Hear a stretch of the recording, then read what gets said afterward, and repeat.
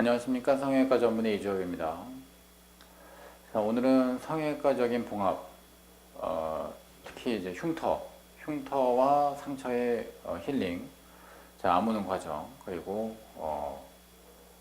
봉합과의 이제 서로의 상관관계, 자, 이런 부분들을 중심적으로 한번 말씀드려 보겠습니다.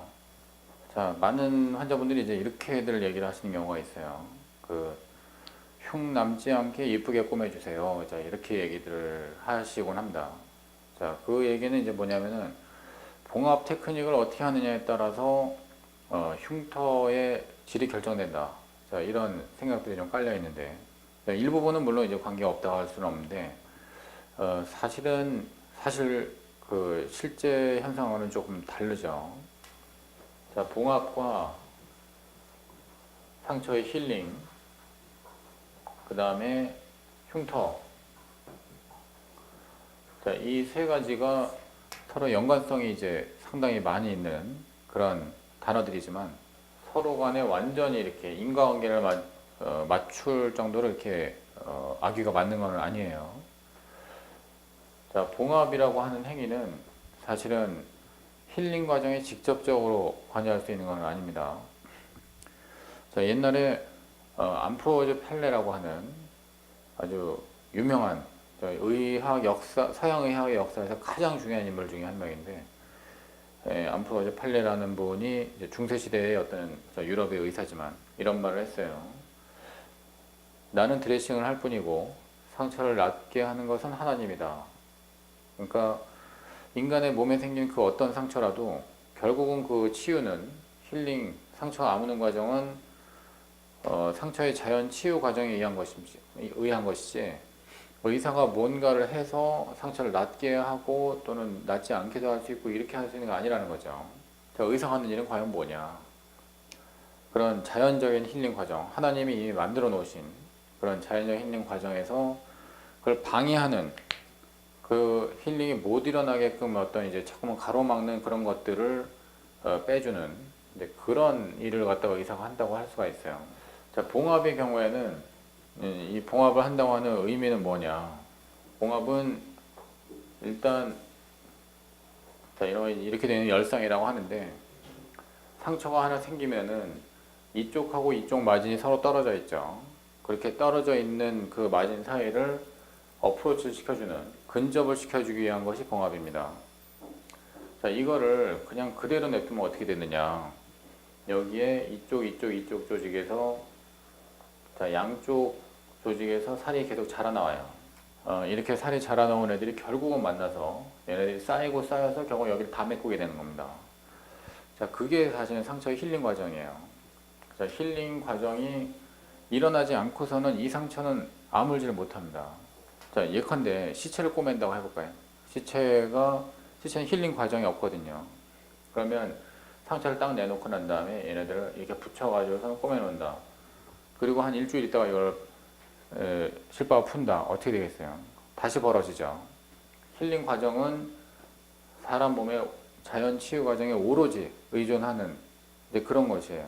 의사가 할 수 있는 부분이 아니고 꼬매놓는 거는 이런 힐링 과정이 좀 더 빠르게 덧나지 않고 자연스럽게 일어날 수 있도록 도와주는 것에 불과합니다.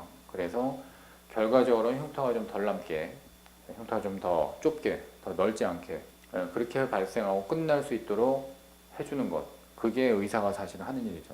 자, 이런 식으로 우리가 봉합을 하지 않고 그대로 놔둬가지고서는 자연치유에 의존해서 냅두는 상처는 어떻게 되겠어요? 자, 힐링 잘 일어나고 난 다음에 여기서부터 여기까지 이 넓이가 다 흉터가 되겠죠. 얘네는 새로 생긴 살이고 주변에 있는 살들은 원래 있던 살이기 때문에 얘랑 얘네들이 서로 컬러나 이런 것들이 매치가 될 턱이 없죠. 근데 봉합을 잘 해놓으면은 딱 요 부분에만 흉터살이 생기는 것이기 때문에 최대한 눈에 안 띄게끔 만들어 줄 수 있는 거죠.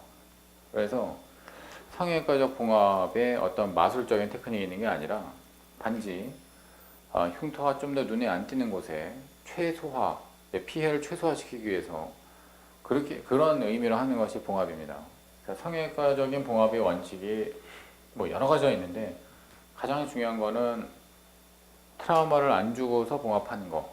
자, 그것이 굉장히 중요해요. 이제 환자분들이 이제 꼬매놓은 어떤 모양을 보고서 아, 선생님이 굉장히 예쁘게 잘 꼬매 놓으셨다. 또는 선생님이 좀 막 꼬매 놓은 것 같다. 좀 이상하게 꼬맸다. 잘못 꼬맸다. 자, 이렇게 판정들을 이제 내리시곤 해요.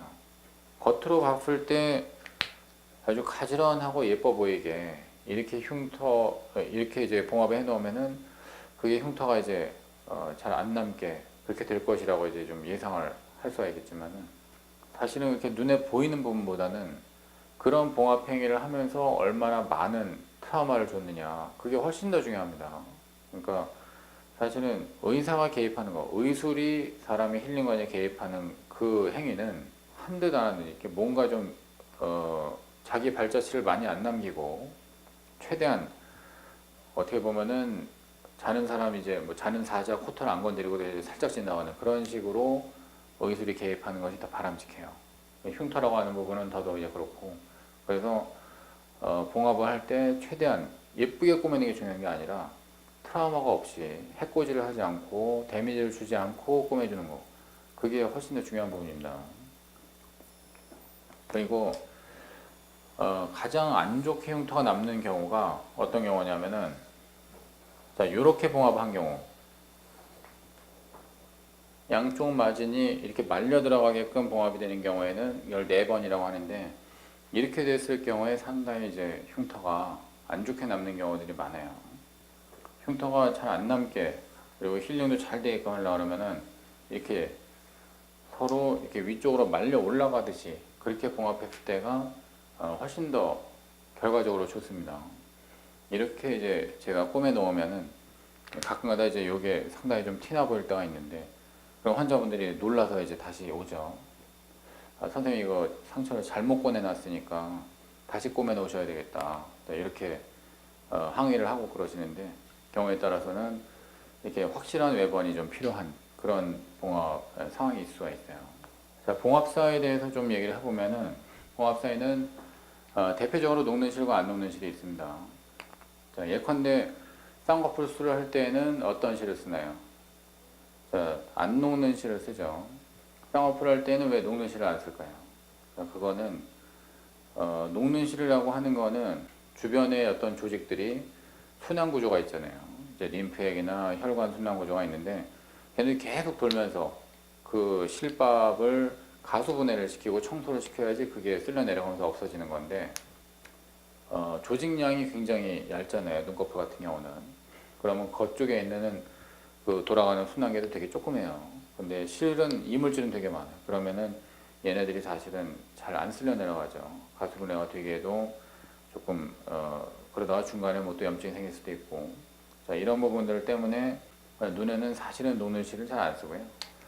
또는 이제 예컨대 이제 그 몸에서 뭐 가슴 수술하고 난 다음에 예컨대 이제 밑주름선 절개 부분에다가 봉합을 할 때, 자 이럴 때는 녹는 실을 굉장히 많이 쓰죠. 왜냐하면은 우리가 이제 그 허용하는 체표 면적은 굉장히 넓고, 그다음에 들어가는 실의 양은 그거에 비하면 상당히 쇼나이기 때문에 이 녹는 실이 이제 녹지 않지 않을까 이제 이런 부분은 이제 크게 걱정 안 하니까요.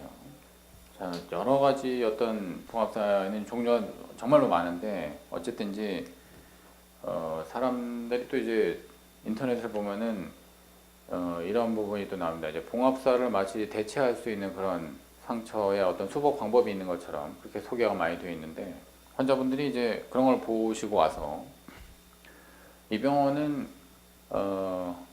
실로 꼬매나요? 아니면은 인체 본드를 사용하나요? 자 이렇게 물어보시는 분들이 있어요. 사실은 이제 그 두 가지는 서로 대체 가능한 것들이 아닙니다. 역할이 완전히 다르죠. 이렇게 예컨대 겨드랑이에다가 상처를 내고 그 상처를 통해서 보형물을 집어넣었다고 하면은 자, 이 양쪽의 이 마진들은 다물어 줘야 되는데 다물 수 있는 그런 힘, 그러니까 서로 벌려 나가는 그런 힘에 저항할 수 있는 힘은 오로지 봉합사로만 낼 수가 있어요. 봉합사 혹은 스테이플러 이 두 가지만 아직까지는 이렇게 벌어지는 힘에 대항해서 지탱을 할 수가 있습니다. 자, 테이프나 본드, 자, 얘네들 가지고는 어림도 없어요. 그리고 대부분의 경우는 레이어 바이 레이어라 그래가지고 안쪽을 한번 봉합을 해주고 이제 바깥쪽에 스킨 쪽을 또 봉합을 해주고 자 이런 식으로 하는 방법 많이 씁니다. 그래서 이렇게 속안에서 녹는 실을 가지고서는 눈에 실밥이 보이지 않게 봉합을 해주고 그 위에다가 코팅하는 의미로 본드와 테이핑을 하는 경우들이 많이 있죠. 그걸 보고서 우리는 봉합을 안 하고 대신에 본드를 쓴다. 자 이렇게 얘기를 하는 거는 좀 말이 안 되죠.